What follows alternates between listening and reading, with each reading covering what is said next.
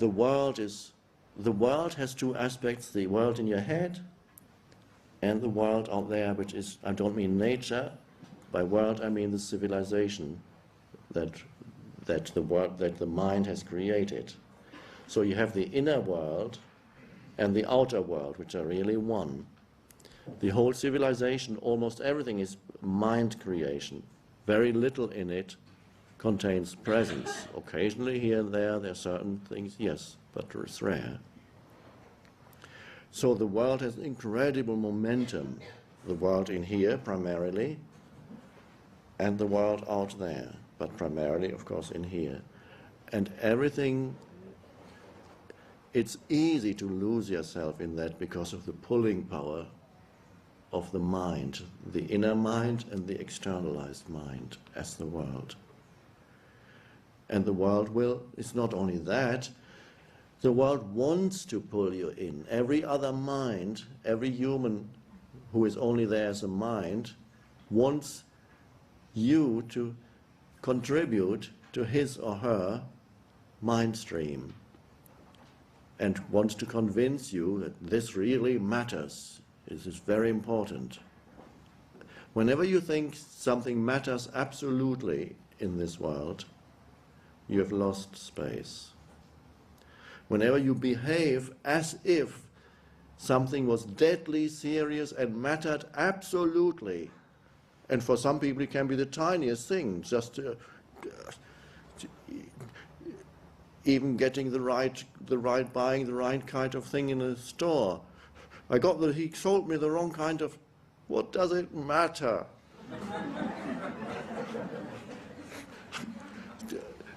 And you see, what people get upset about, absurd things, completely irrelevant and unimportant. And they say it matters. They believe it matters. That's completely meaningless. In the larger scheme, and the larger scheme can only be seen from the perspective of space. So the tiniest thing people lose themselves in and get upset and angry about and tell others about. And yet you might ask, yeah, but what about the big things? Because sometimes big things go wrong in this world. There can be somebody close to you may suddenly die or die prematurely. You may suddenly experience great loss. Something may suddenly go drastically wrong in your life. And there's no human life in which this does not ever happen. It happens to everyone sooner or later. Things go wrong, and even there, yes, of course, you weep when someone close to you dies. You may feel sad when somebody leaves you, because it's a kind of death. Or your business empire collapses. 30 years of work down the drain, says the mind. It's just a thought, not a reality.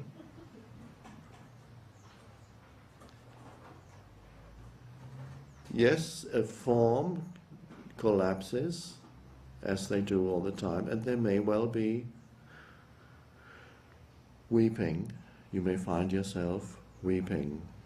But if you're in touch with the life that is beyond form within at a deeper level, there's also peace. And that will be there particularly once you already have touched spaciousness, or as I sometimes call it, space consciousness. The rest is object consciousness. Then if something in the world of form, including physical forms, human forms, suddenly dissolves, dies, leaves you, there is you as the form identity may feel sad and may weep, because one aspect of you, a small one, is form. the physical form and the psychological form of me. And the depth of yourself, you will feel that more strongly. The peace will be stronger that is underneath the weeping for those who are in touch with that dimension within when great loss happens to you. And so that really means nothing in this world, which is the world of forms, matters absolutely. Because every form, of course, is destined to dissolve sooner or later, and nobody can predict. You cannot have a business contract that says, if I do the right things, then my form is going to survive for 100 years. It doesn't work. Every form is destined to dissolve sooner or later.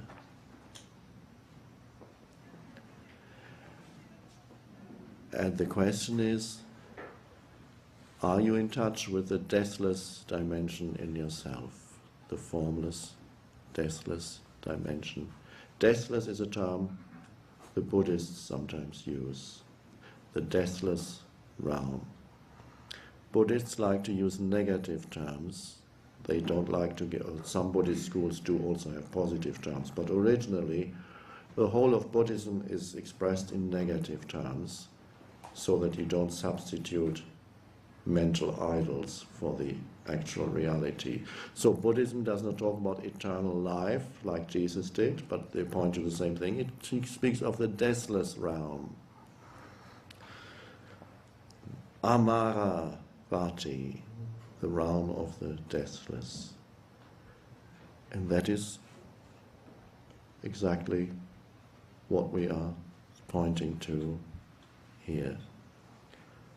And isn't it amazing that that begins with looking at a flower in stillness?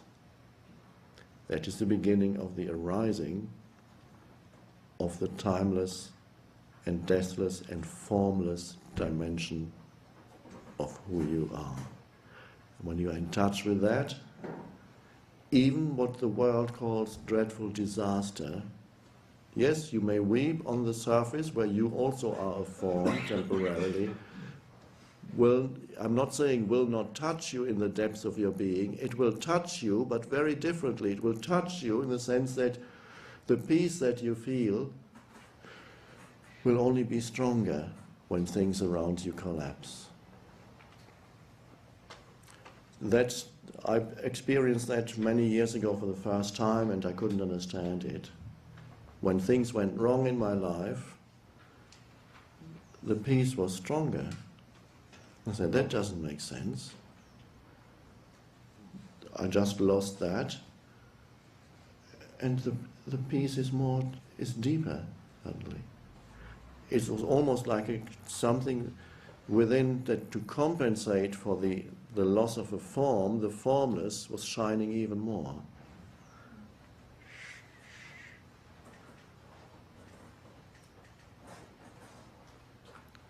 So that begins with spacious perception. The next step is spacious doing. The next step is spacious interaction with other humans. And then meeting the world, and whatever the world demands, with a sense of space, so that it doesn't draw you in completely, and realize only one thing matters absolutely, and that's not a thing. Everything else is in the realm of the relative. It matters relatively, but not absolutely. Exactly the same truth Jesus expressed in the famous parable of Martha and Mary, two sisters. He was visiting two sisters, Martha was busy about the house, cooking and cleaning and preparing the meal for Jesus and getting used to get. There's so much to do before lunch is ready. Got so much. And Mary was listening to Jesus, sitting at his feet, looking into his face and going,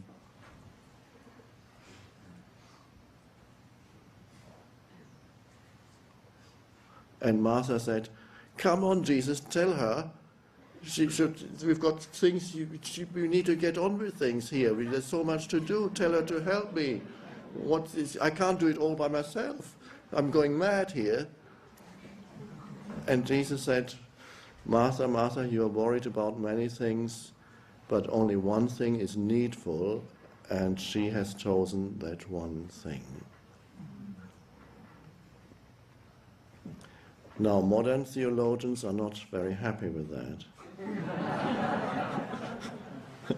They try to reinterpret it in some way. He didn't really mean that.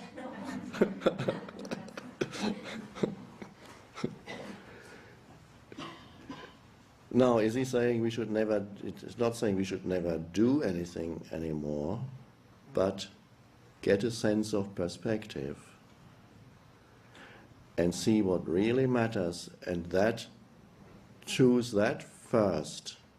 And if then the lunch is not ready on time, so be it. But it may be ready too. But nothing matters more than finding yourself, which is one with finding God, a word I rarely use because of its misuse. Nothing matters more. And so, if things don't get done, they don't get done. And then after a while, there's a balance. You can do things beautifully without losing touch with being, with presence. Teaching used to be enjoyable. And nowadays, at universities and schools, many teachers say the administrative work and the burden of that is almost impossible to carry. And so, see what is primary, and that is presence. You choose that first, uncompromisingly,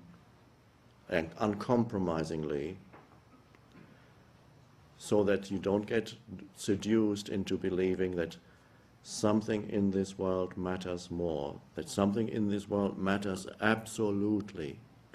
Nothing matters absolutely, except finding yourself. And then you do what you can. In some cases, the world around you will catch on if you start living in a different way. Some other people may become interested and may watch you and may ask questions. Or just your presence may be enough to change an environment. That's sometimes possible. The presence of one conscious person can sometimes change an unconscious environment. In other instances, if the unconsciousness is too heavy, too deeply entrenched, that may not be possible, and then there will be a separation. You will separate yourself from that unconscious energy field, or they may want you to leave anyway.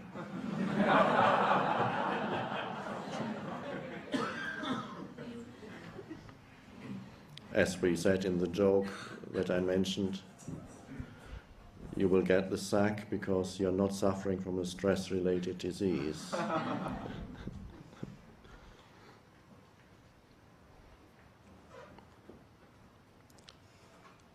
Space,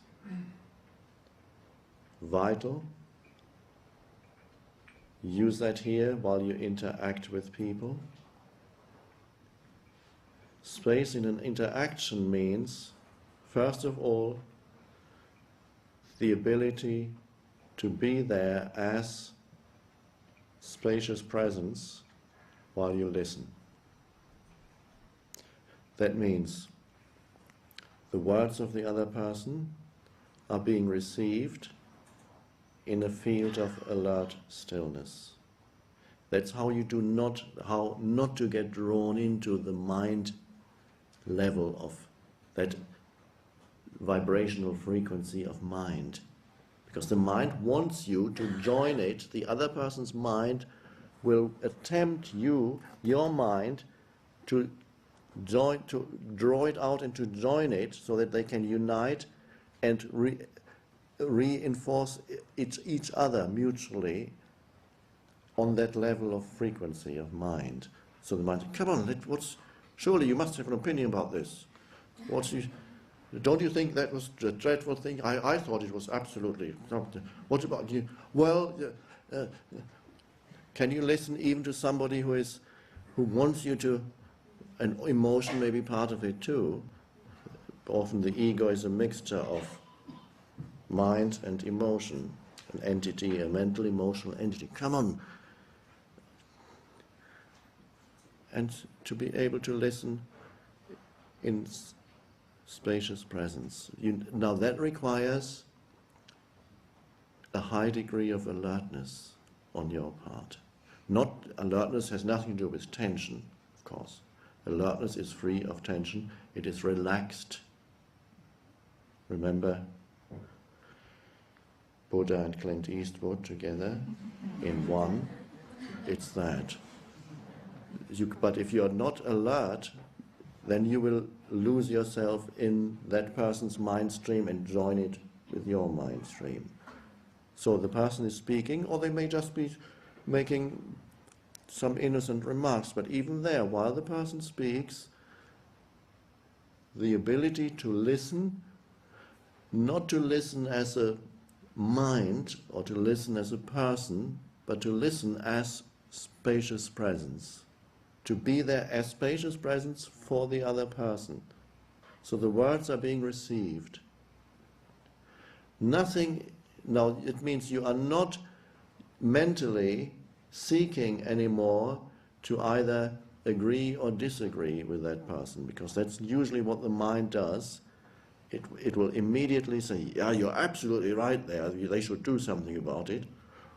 Or the mind says, no, you're completely wrong, absolutely, you don't understand this at all, let me tell you how it is. So the mind usually looks for either dissent, I think is the word, or assent. Either it wants to agree or disagree. And here, you neither agree nor disagree, nor are you preparing the next thing that you're going to say. If ever you prepare mentally the next thing that you are going to say, whatever it is that you're going to say will only function on the level of mind, and it will be uninspiring, it will be of low quality.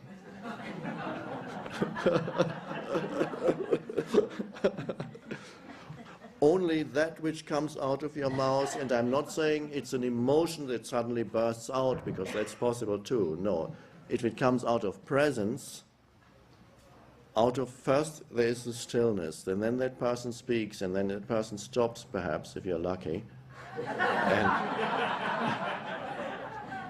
and says, now what do you think? And at that moment you're not thinking anything yet.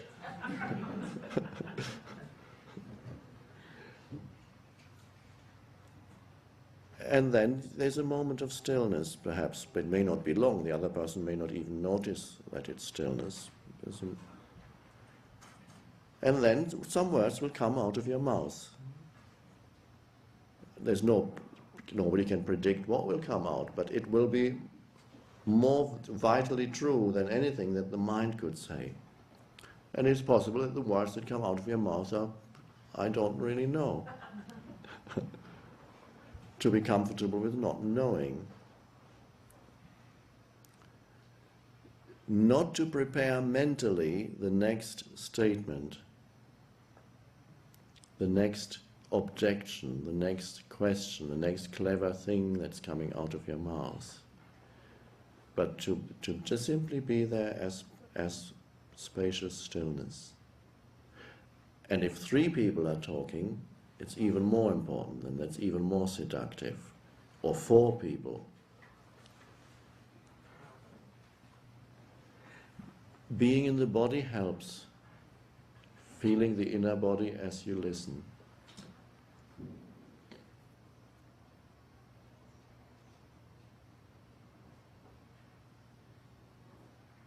I learned that lesson at my first public talk I ever gave many years ago. I met somebody in London where I was living at some dinner, and he said, I work for the Theosophical Society. I just spoken to him for 10 minutes. He didn't know anything about me. Well, nobody did. And I didn't either. And he said, can you come and give a talk to our Theosophical Society? We need people like you. The first time anybody ever asked me to give a talk.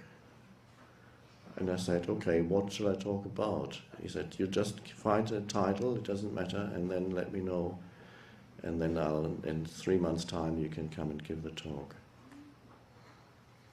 So, when the time came, close to the talk, one morning I woke up and my mind said, you better prepare something.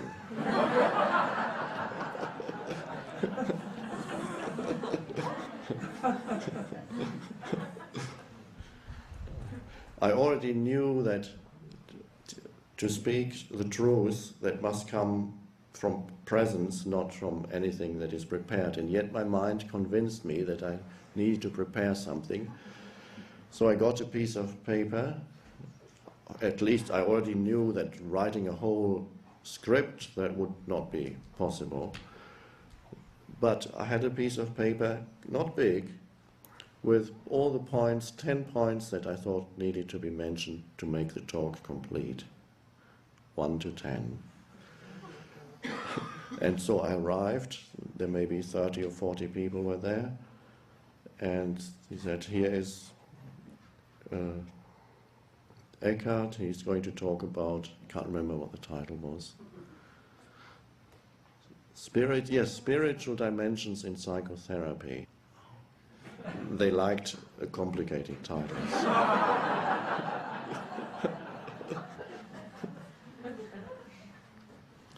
And I already knew the first 2 points that I wanted to talk about by heart, so the piece of paper was there, started to talk, and everybody was, presence was beginning to fill the room. Everybody entered presence. And I came to the end of point 2. And then the mind said, now have a look at,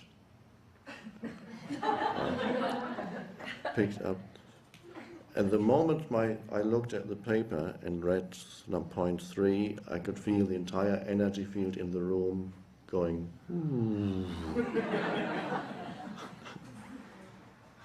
They'd all left me. They'd all gone back into their little minds. And I had gone back into mine. And when I looked up again, I saw 2 people were looking at their watches.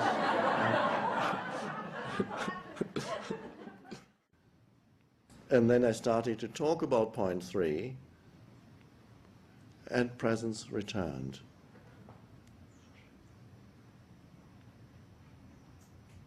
And then I'd come to the end of point 3. And then it happened 1 or 2 more times. It took me a while to learn. I looked, collapsed, energy field collapsed.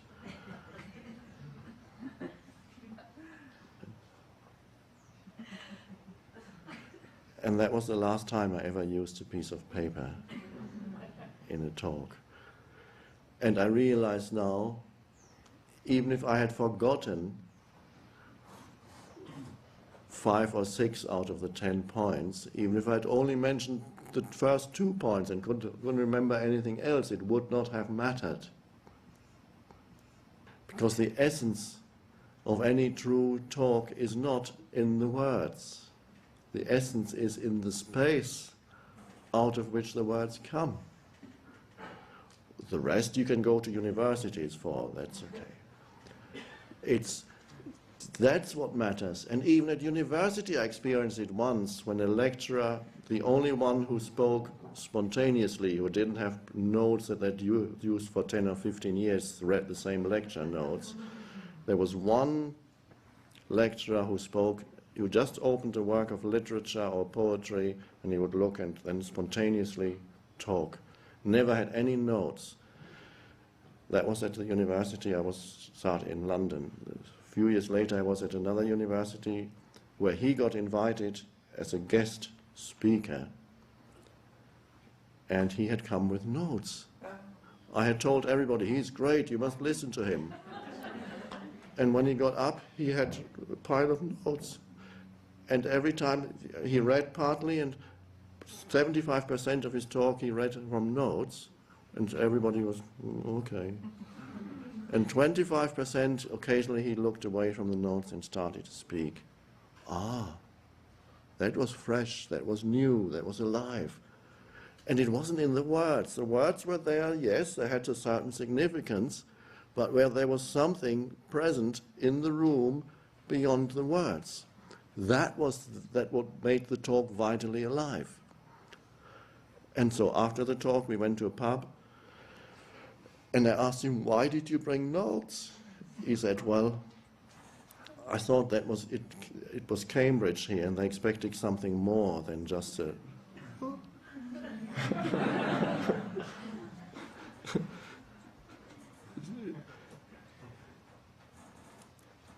So it's very rare at university to find that dimension, extremely rare.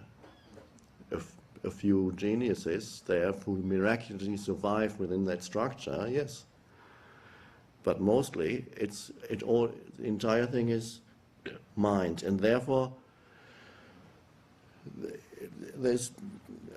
it is not a place, universities are not usually places that are where you feel true aliveness. They are dense energy fields of some more than others.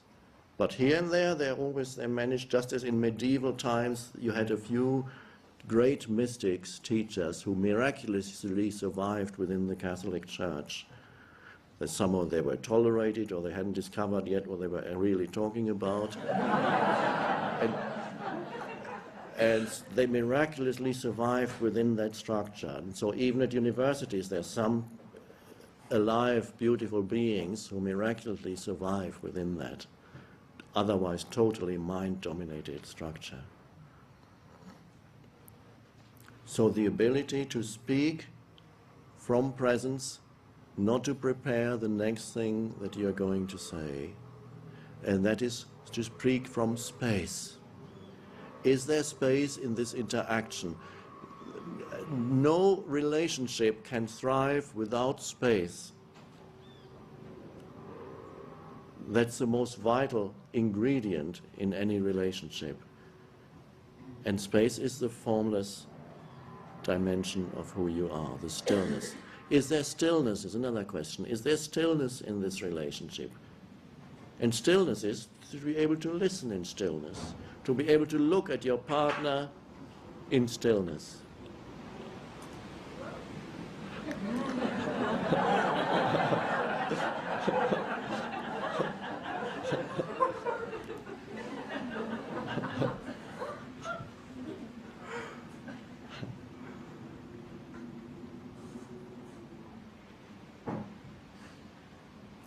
The wind is sweeping away all the old mind structures.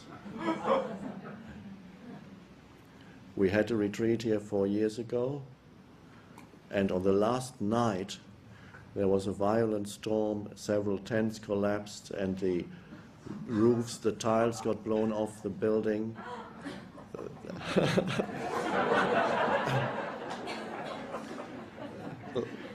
I'm not predicting anything.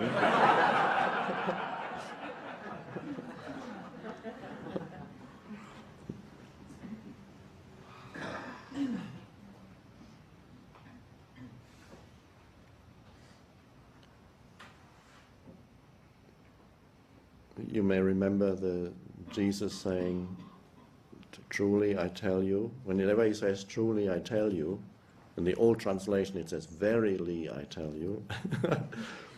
Whenever Jesus says truly I tell you, he's saying, now listen up.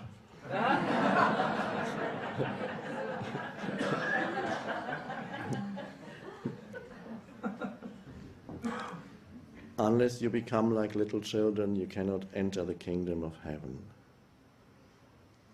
So in many ways, living in presence is like living like it's living like a little child. There's a sense of openness, of wonder, of awe, of continuous newness. The only difference is when presence arises in an adult human, there is the same openness that you have in a child in whom the mind has not taken over yet, with an added dimension of knowing, of depth.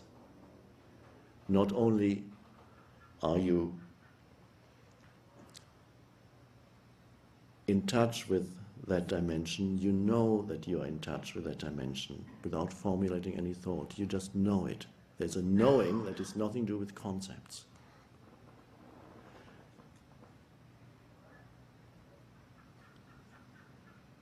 And that knowing will play an increasingly important part in your life and gradually substitute the conceptual knowing that people think they need, they cannot live without.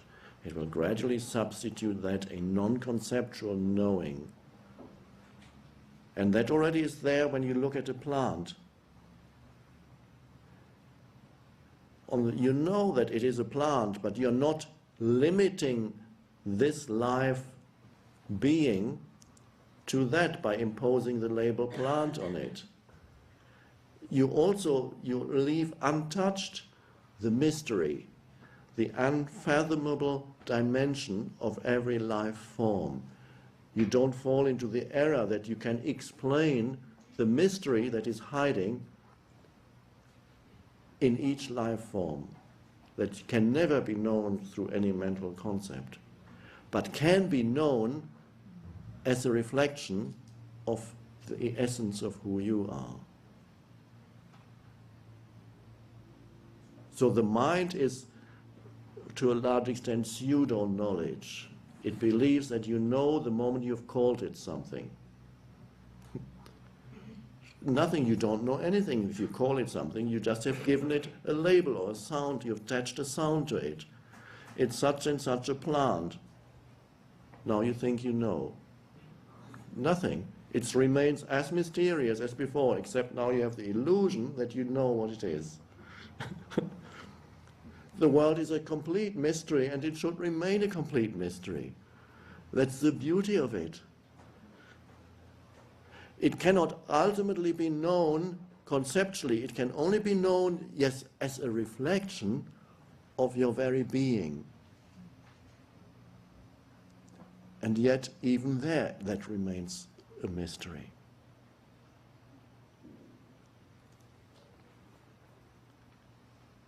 The modern world has lost all sense of sacredness, because sacredness and mystery are intimately connected. Holiness or sacredness. When the mind labels everything, there's no sacredness left, because there's only pseudo-knowledge left. Sacredness is there the moment there is space. And that's why you go into certain places that are considered sacred, where people who are attuned to it can still feel something. And it's always, there is great spaciousness in those places. There's always a sense of space, whether it's a temple or cathedral, an ancient cathedral, and preferably you go in when they're not doing something in there, when there's just the empty space, there's sacredness. Or certain, in nature, there's the space between two hills, or the space of a cave, a sense of, there's always there's no sacredness without space. And the primary realm of the sacred is your own self, the space that you are.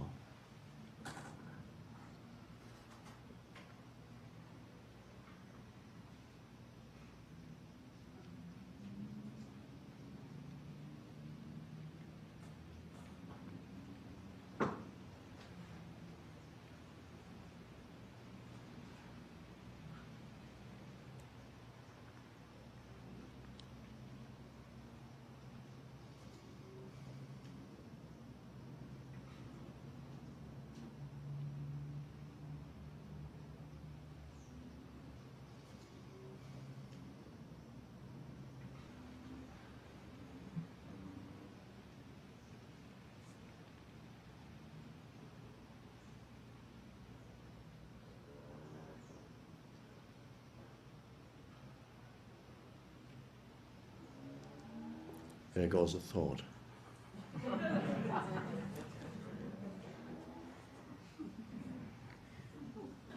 And that's fine.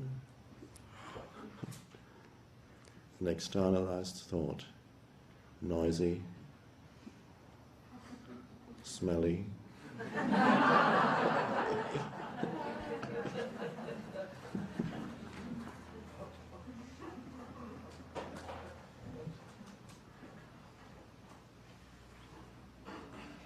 Again, to remind you tonight, when you're in bed, lie on your back and go into the body.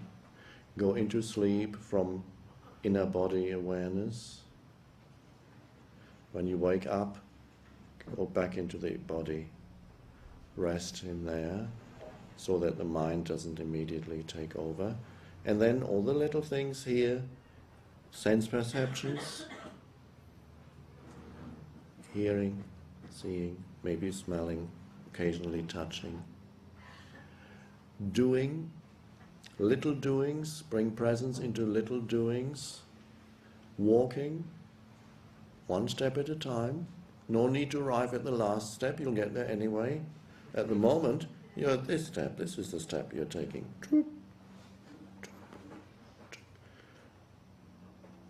Doing little things, hand, lifting a cup of coffee, cup of tea,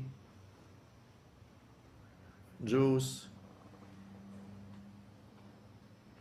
just present with the movement, so that presence flows into what you do.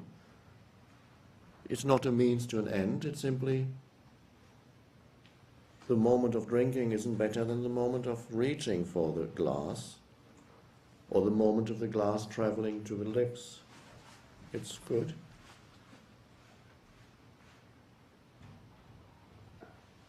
Can this movement happen against a backdrop of space? In other words, can you lift the glass and put it back without the interference of thought? Simply alert stillness. So any movement you can do like that, is it possible to perform this little? You have to find out for yourself. Can you perform this movement in spaciousness?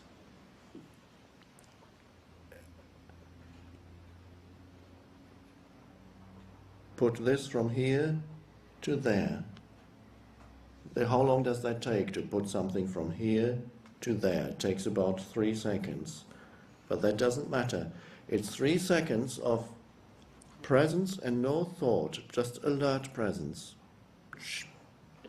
That's a little spiritual practice. I don't know if anybody's ever suggested that you pick up a little thing and put it from here to there. Space. And that's not asking a lot, but it's an enormous thing, because what comes into your life then is space, is thoughtless presence, alertness, the ability to do things without the interference of thought, but not unconsciously, with great consciousness, but without the interference of thought. So walking from here to there, don't make it a very long distance. Don't say, okay, I'm now going to attempt half a mile without thought. It's enough between here and the next tree. Every step, I'll just be present with every step. And Okay, then you're there. You can then try in the next tree, or forget about it. And then you say, I've forgotten what my problems are.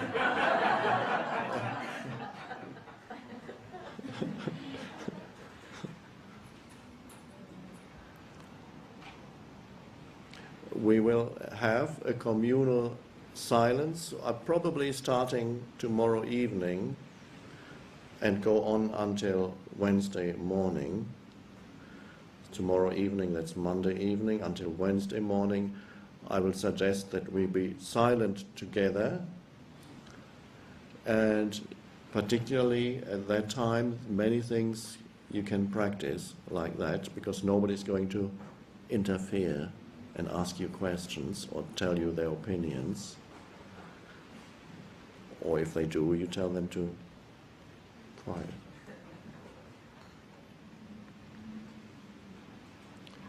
We're talking about movement.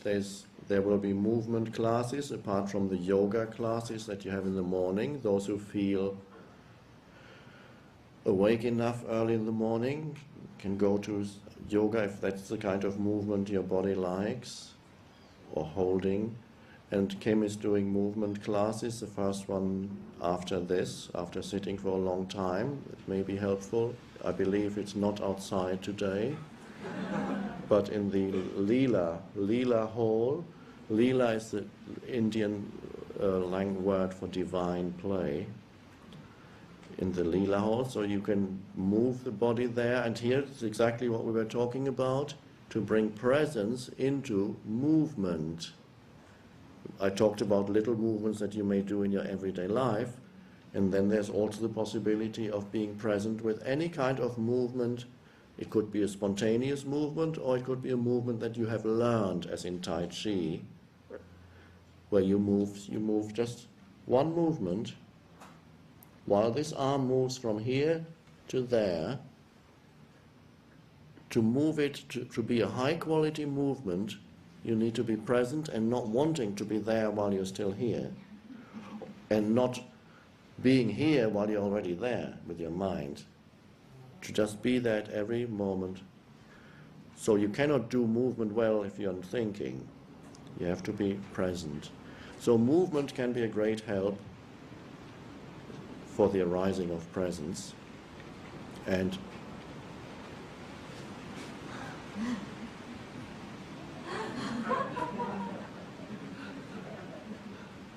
beautiful.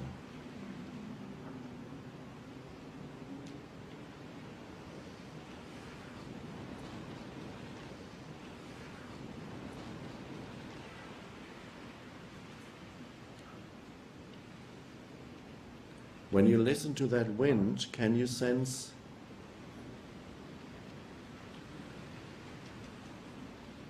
the stillness underneath it, the listening presence that you are, being?